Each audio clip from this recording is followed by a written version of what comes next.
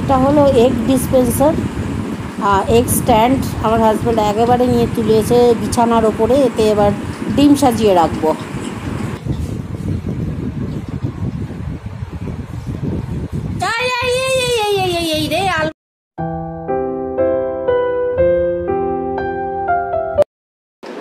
চলে এলাম রান্নাঘরে। আজকে কি রান্না করব বলছি। মাটন রান্না করব আজকে আলু দিয়ে। তো আলুটা দিয়ে ভালো করে পরিষ্কার করে রেখেছি, এবার ভেজে নিচ্ছি।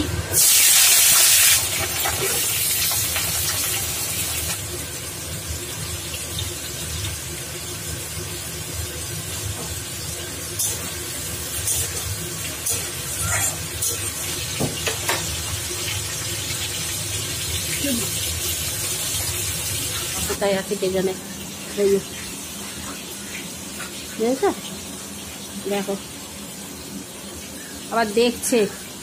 ওরে বাবারি, উড়ি বাবারি, উড়ি বাবারি, উড়ি বাবারি, উড়ে বাবা। এরকম করতে নেই। মাটন আমি যখনই করি আলু দিই, আলু ছাড়া খাবে না কেউ, যে কারণে সবসময় আলু দিয়েই করতে হয়। এটা ধুয়ে নিলাম। এবার এতে মশলা মাখিয়ে নেব। পেঁপে দেব, পেঁয়াজ কেটে রেখে দিয়েছি। পেঁপে দেব। পেঁপে দিয়ে করলে মাংস তাড়াতাড়ি সেদ্ধও হয়ে যায় আর হজমও হয়ে যায় ভালো। মাখিয়ে নিই মাংসটা। আর সব এখানে চলে আসছে। ওদের খাবারও হয়ে গেছে, স্কুল পুজোর খাবার রেডি। আসে না, আসে না, যাও যাও যাও যাও। এইবার বকবো আমি, এইবার আমি বকবো। বকিনি তো এতক্ষণ। জিরে গুঁড়ো দিয়ে দিলাম, হলুদ, লঙ্কা, লঙ্কা আর একটু দিলাম। আমরা একটু ঝাল ঝাল খাই। আলুটা ভাজা হয়ে গেছে। এবার রসুন বাটা দেবো, আদা বাটা দেবো।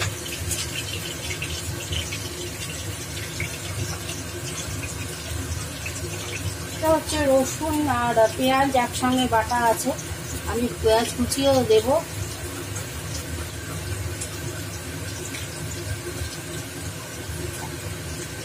4 চামচ দিয়ে দিই।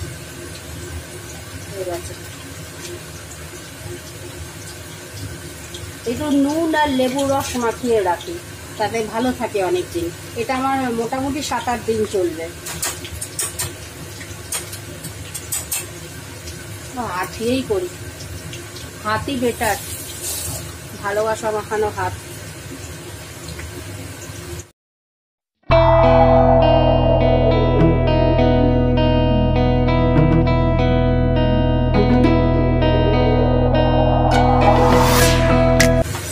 আলুটা ভাজা হয়ে গেছে, তুলে নিই।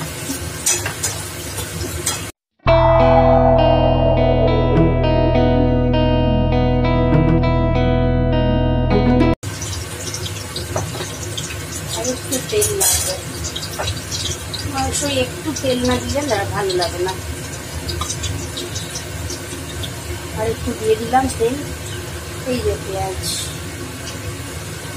দারচিনির গন্ধটা কেন জানি না ভালো লাগে না একদম। তার চেয়ে আমার লবঙ্গ আর ছোট এলাচের স্মেলটা খুব ভালো লাগে।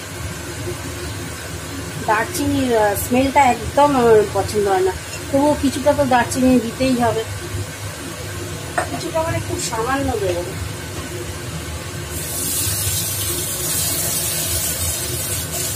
আগে পেঁয়াজটা দেবো।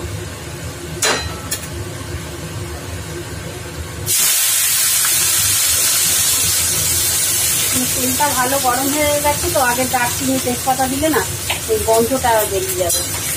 ভাজা হয়ে বেশি ভাজা হলেই গন্ধটা বেরিয়ে যাবে। তাতে পেঁয়াজ একটু ভেজে নিয়ে তারপরে দারচিনি আর তেজপাতা, একটু জিরে দেবো, গোটা জিরে ফোড়ন, স্মেলটা থাকবে।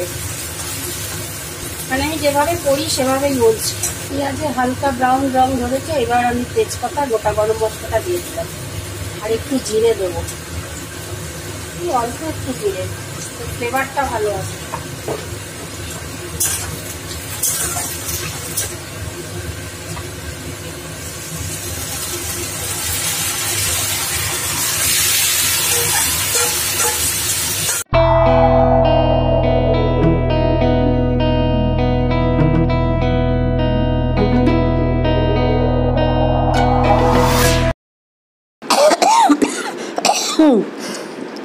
সত্যি কাশিটা আমার গেল না।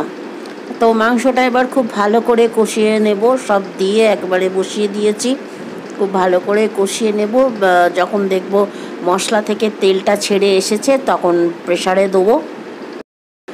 সব ভালো করে কষিয়ে নেবার পর মশলা থেকে তেল ছেড়ে গেছে, এবারে প্রেসারে আমি জল দিয়ে দিয়েছি। এই প্রেসারটা বসিয়ে দিচ্ছি এবার ওভেনে। প্রেসারে জল দেওয়া আছে, জলটা গরম হলে গরম জলের মধ্যে মাংসটা দিয়ে দেবো, দিয়ে সিটি দেবো এতে 6টা, আর পেঁপে আর আলু দিয়ে দেবো একটা, টোটাল 7টা সিটি দেবো। কারণ আমরা একটু নরম খাই, খুব একটা শক্ত মাংস খেতে পারি না, একটু নরম খাই।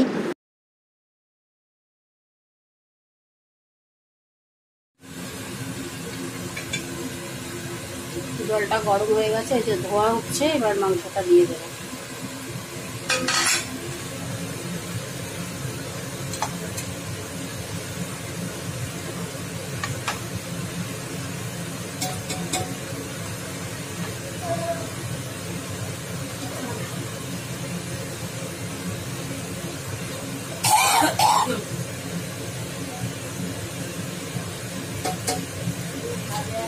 নিম পাতা বাটা, হ্যাঁ ওটা আগে থাকতে করে রাখতে হবে, যেদিন চান করবে সেদিনই করতে হবে। হ্যাঁ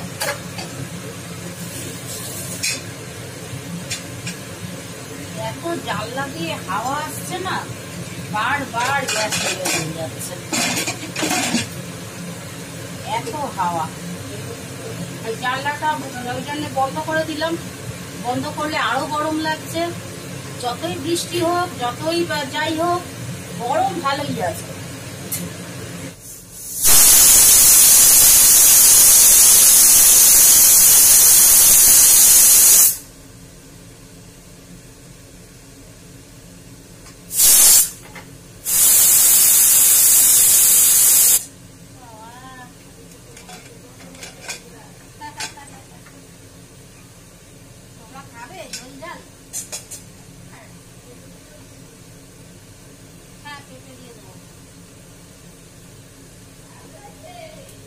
পেঁপে আর আলু দিয়ে একটা সিটি, হ্যাঁ মশলা করা